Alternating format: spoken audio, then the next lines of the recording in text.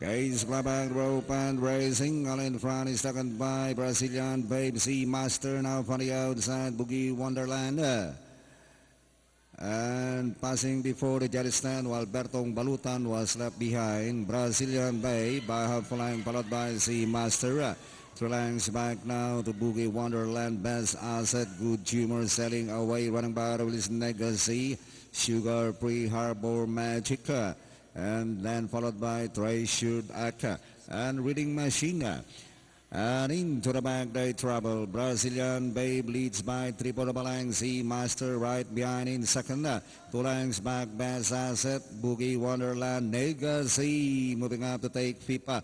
And around the outside, 6 Good Humor running in 7 Sugar Free. Running in 8 is selling away. Here comes Harbor Magic.